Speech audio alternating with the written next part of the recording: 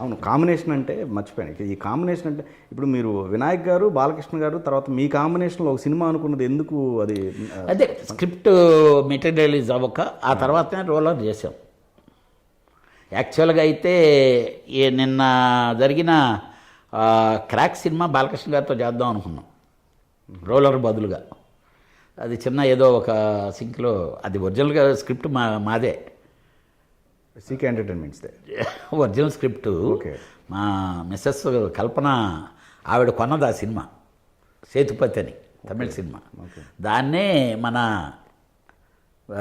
గంటా శ్రీనివాస్ గారు అబ్బాయికి ఇచ్చేప్పుడు చేయటం జరిగింది. అది ఇంకా బాగాలేదు, నాకు గోపించని చెప్పగానే ఇదేమిటా మా కథనే మార్చి చెప్తున్నావు కదా అన్న. ఇన్స్పిరేషన్ అదే సార్ అది అని చెప్పి బాగా చేశాడు. మాస్ గీస్ అది బాగా చేశాడు. మీ చుట్టూ ఎవ్రీడే ఏదో ఒక సమస్య వెంటాడుతూనే ఉంటాయి. మీ లైఫ్లో ఒక పెయిన్ఫుల్ సిచ్యువేషన్ అంటే మీ వైఫ్ సూసైడ్ అని చెప్పి. ఎస్. అంటే అప్పుడు అంత అంటే పెయిన్ఫుల్లే కానీ బేసిక్గా ఏంటంటే నేను అదే ఇప్పుడు కూడా ఏంటంటే దాన్నే పట్టుకొని లాగి ఉండే ఇది కాదు. సరే పిల్లలు ఉన్నారు, ఫ్యామిలీ, మన గోలు ఇది, దేవుడు తలరాత ఏమి రాసి పెట్టుంటే అదే జరుగుద్ది తప్పితే మనం బేసిక్గా ఇది చేయలేమనేది ఉంటుంది కదా. అసలు రియల్గా ఆ రోజు ఇక్కడి నుంచి మెడ్రాస్కి కూడా వెళ్ళలేని పరిస్థితిలో, డబ్బులు కూడా ఫ్లైట్ ఎక్కేదానికి డబ్బులు కూడా లేని పరిస్థితి, షూటింగ్ చేస్తున్నా. ఓకే. బ్రహ్మానందం గారితో షూటింగ్ చేస్తున్నా ఆ రోజు.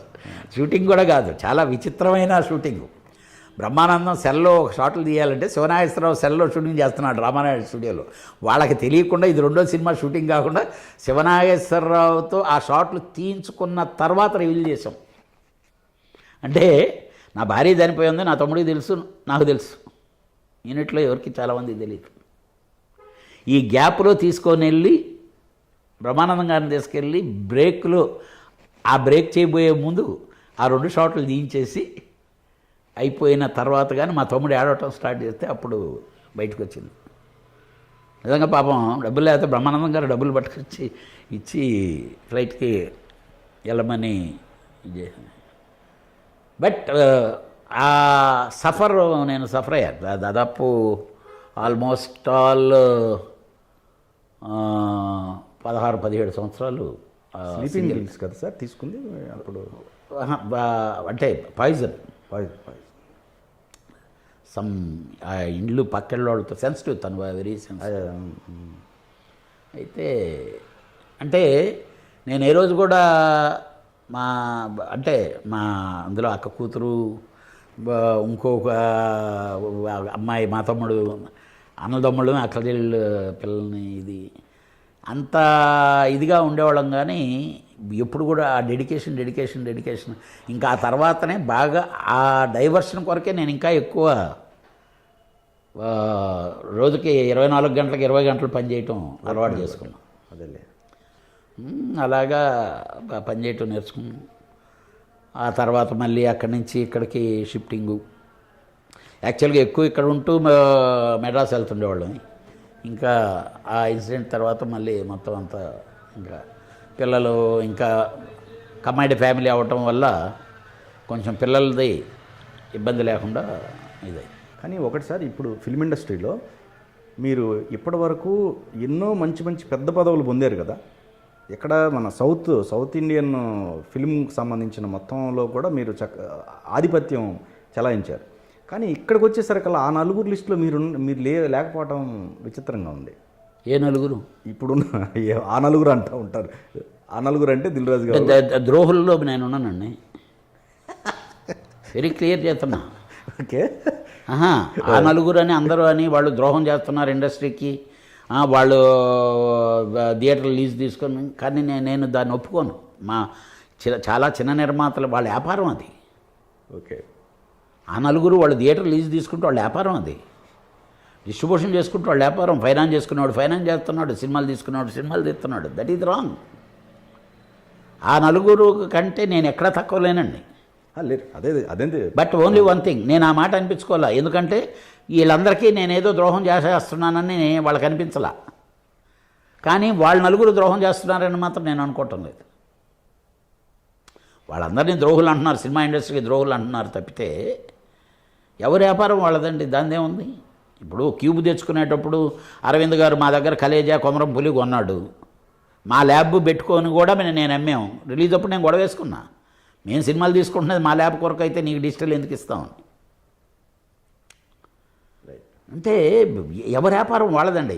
ఆ వ్యాపారాన్ని లాబింగ్ అంటే ఎలా కుదురుద్ది? అంటే నట్టుకుమార్కి మీకు మధ్య అంత క్లాష్ అవసరం ఏంటి సార్? మీరు గన్నుతో బెదిరించాల్సిన పరిస్థితి ఇవన్నీ ఎందుకు వచ్చినట్టు అసలు నాకు వాడిని గన్నుతో బెదిరించే పని ఉంటే కాల్చేస్తాను కదండి. కాల్చేస్తారా? ఆడమ్మ వాడిని కాల్చడం ఎంతసేపు పని అంటున్నా. మీకు ఇంకోటి తెలుసో లేదో, గన్న సైకలాజికల్కి నేను చాలా దూరం. ఓకే, నా కళ్ళే గన్ను. నేను నిజంగానే అది అనుకుంటే వాడు ఎప్పుడూ వెళ్ళిపోయిండేవాడు. అయినా నేను శత్రువుతో కూడా మాట్లాడతాం మళ్ళీ. అది నా వీక్నెస్ కాదు. దేవుడు అనేవాడు మనకు ఒక లైఫ్ ఇచ్చాడు. ఆ లైఫ్లో ఎవరితోనూ వాడు పెట్టుకున్నాడు పోయి కేసు, వాడి అవసరానికి వాడు పెట్టుకున్నాడు కేసు. నేను గన్నతో బెదిరించే పని అయితే కాల్చేస్తా కదా. ఎందుకు అంత దూరం వెళ్ళింది సార్ ఇద్దరి మధ్య? ఏముండదు. వాడు ఏ టైంకి ఉంటే నిద్రలేదు. ఇందాక అదే కదా చెప్పాను మీకు. మీకు కూడా తెలుసో లేదో, నా వాయిస్ ఓవర్లు చూపిస్తా, మీకు అవి చూపిస్తా. ఏరా నట్టి ఎందుకురా నీకు అని అడుగుతాను నేను డైరెక్ట్గా. ఓకే, మీరు అడగండి వాడిని. వాడు ఊరికినే ఆ అవసరానికి నటిస్తాడు వాడు. నేను అవసరానికి నటించడం చాలా క్లారిటీగా ఉంటా. శంఖం అనే సినిమాకి వాడు డబ్బులు కట్టకపోతే, భగవాను పుల్లారావు సినిమా సమస్య అది. నా ల్యాబ్లో కాబట్టి డబ్బు కడితేనే ప్రింట్లు ఇస్తాను. సినిమా వాళ్ళ నీ కర్మ అది, నిన్నోడు కొనమన్నాడు. వాడు చేసే పనులన్నీ ఇలాంటి లంగడా పనులే. ఆడు థియేటర్ లీజు తీసుకుంటాడు, లేకపోతే బ్లాక్మెయిలింగ్ చేస్తాడు, సినిమాలు కొంటాడు, బ్లాక్మెయిలింగ్ చేస్తాడు. ఇప్పుడు రీసెంట్గా ఇలాంటిదే జరిగింది ఒకటి. మహేంద్ర గారు ఆయన పాపం చచ్చిపోయి ఆ రాజశేఖర్ సినిమా ఉంటే నేను ఫినిష్ చేసి, నేను అన్నీ చేసి, నేను సెన్సార్లు చేయించి అన్నీ రెడీ చేయించా. ఇల్లు కొన్నాడు ఆయన దగ్గర. ఆ సినిమాకు ఉండే సమస్యలన్నీ నీకు తెలుసు కదా. నేను ఎవరికి డబ్బులు ఇవ్వాలంటే అందరి దగ్గరికి నేను పంచాయతీలకు వెళ్ళానండి. అందరినీ పిలిచి, సార్ ఇలా కాదండి, ఇలా చేయండి, ఇలా కాదు అలా చేయండి, అట్లా. ఈడు పోయి అది డిలే అవుతుందని మహేంద్ర గారు ఉంటే ఈడు పోయి ఆయన చేత అగ్రిమెంట్ చేయించుకున్నాడు. ఆయన ఏమో నోట్లో నాలుగు లేని మనిషి. ఆయన ఎక్కడ కావాలంటే అక్కడ సంతకాలు పెట్టాడు, సినిమా రిలీజ్ అయిపోతుంది కదా అని. ఈడు అందరి మీద కోర్టులో కేసులు వేసి, మీరు బ్లాక్ ఎంత ఇచ్చారు, అవసరమా? వాడు చేసే పనులు అలా ఉంటాయి, మన పనులు ఎలా ఉంటాయి. అంతేగాని వాడికి నాకు ఎప్పుడు గొడవేం లేదండి. వాడు అవకాశవాది. ఆ రోజు అంటే ఇది టోటల్గా మీకు కంటిన్యూ అవ్వద్దని కూడా ఉండదండి. అదేలే, ఆ రోజుకి అది అవసరం, అది మాట్లాడేస్తాడు.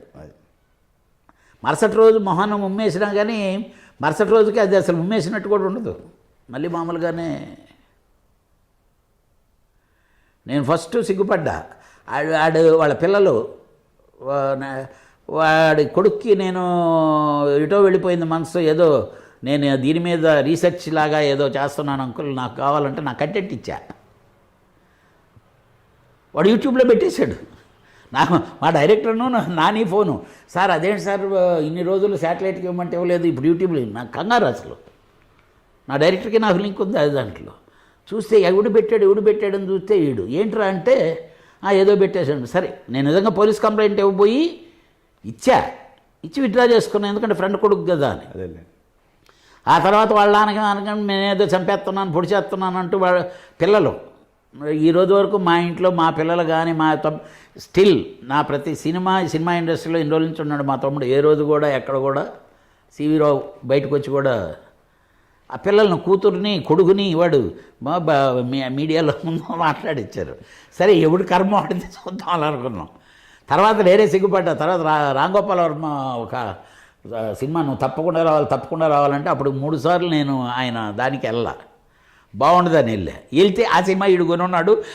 ఆ పిల్లలే వచ్చి పైకి వచ్చి బొకే ఇస్తూ నమస్తే అంకుల్ అంటుంటే లోపల నవ్వుకున్నా.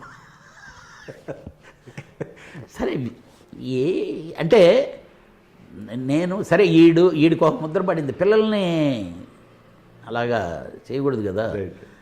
చెప్పా వాడికి, వాడికే చెప్పా.